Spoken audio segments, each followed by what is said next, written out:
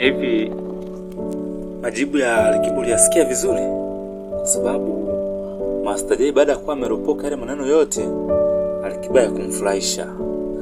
Na Mr. Roma, kipindi upo Zimbabwe kuna maneno fulani yaliyo kutokea kipindi cha nyuma na ikapelekea wewe kuwa umehama ukaenda Marekani.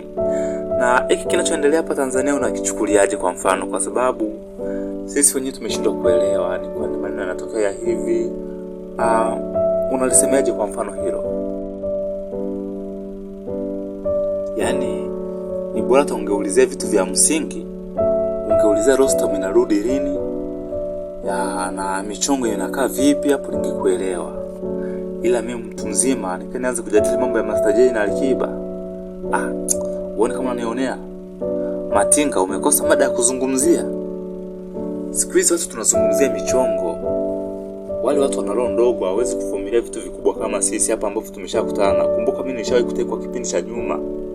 Lakini sasa hivi sizungumzi vitu hivyo. Naangalia mambo yanaenda kuja mbele, fresh maisha yanaendelea.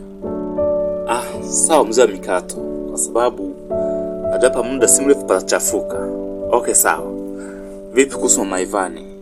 Muda ambao unakwenda Marekani kule unaomaliza zako waga anafanyaje? Kwa sababu tunavyojua mwanamke hawezi kaa siku nyingi bila kufanya mapenzi. Uone kama unahatarisha ndoa yako mwenyewe. Mr. Roma, ungejaribu kulifikiria kwa umakini hili.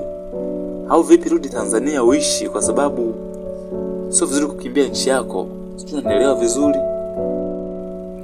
Yaani Matinga, usingekuwa maanisha habari ningekutukana leo. Kwa sababu unataka kunivunjia heshima sasa. Kwenye hii mada tuliokuwa nayo na mke wangu vinahusiana nini?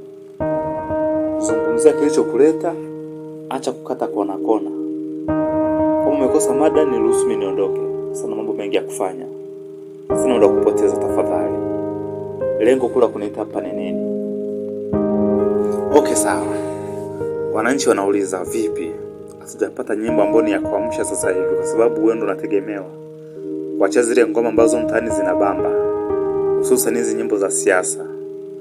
Umeshakimbia chama? Kwa sababu nyimbo zako zinaenda vizuri. Watu wanazipenda kiukweli. Samahani lakini kama nakukwaza kukuuliza hivi vitu, kwa sababu ni wajibu wangu kukuuliza pia.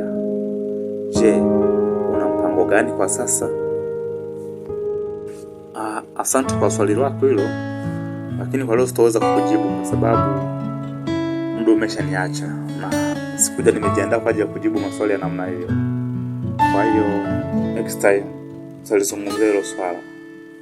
Ila ondoa wasiwasi. Kazi zipo na zitakuwa ni muda si mrefu, lakini sitaki kulizungumzia sana hilo swala. Hebu tuliache kama lilivyo, muda mwingine tutazungumza. Asante.